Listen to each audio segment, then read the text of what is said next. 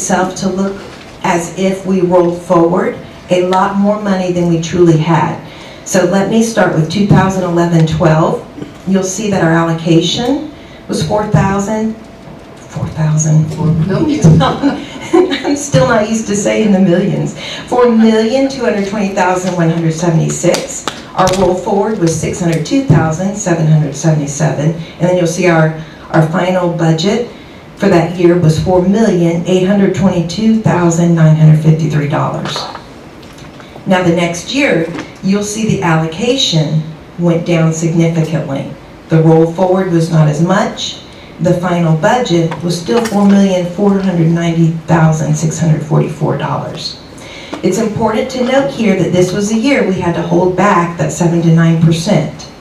And schools were not allowed to spend as they had normally done so with their allocation. So that money was held, so the rolled forward a lot more than what we were used to.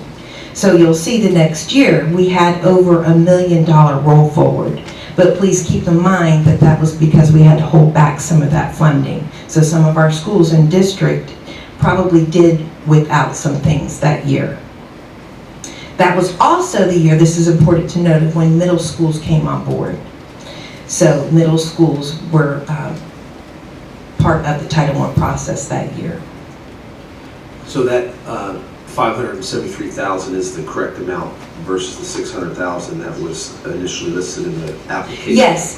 If you jump up to 2016, 2017, that is our anticipated amount of rollover. So it is going to be a little bit less than what we originally anticipated, which was $600,000. It is now going to be $573,908. I just wanted to show a clear picture for the board what our budget has looked like over the past 5 years, the roll forward money and the final budget.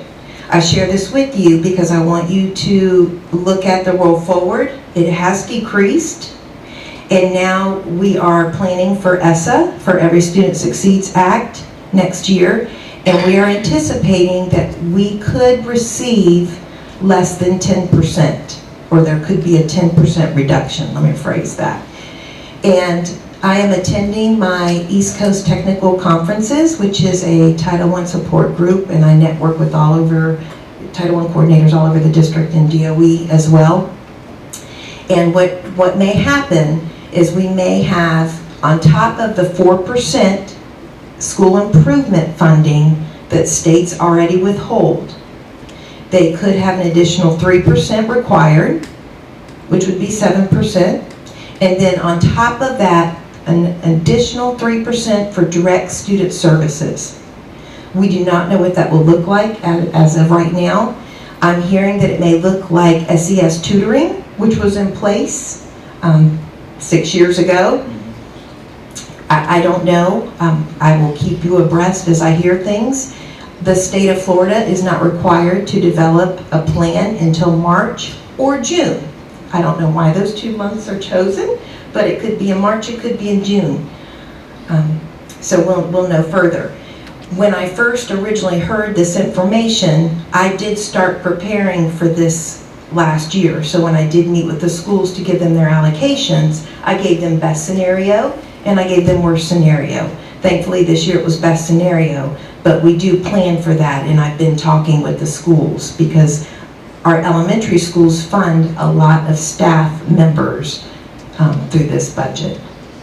Ms. Douglas, one, I'm grateful that the superintendent recommended you for this role because you come out of where Title I was, you were very dependent on schools, on Title I money, and you were instrumental in bringing it to the middle school level, which really, I think, had an impact on our kids and the programs. But you also understand a lot of the supplemental programs.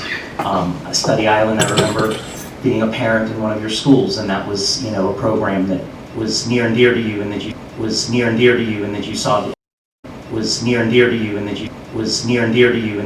the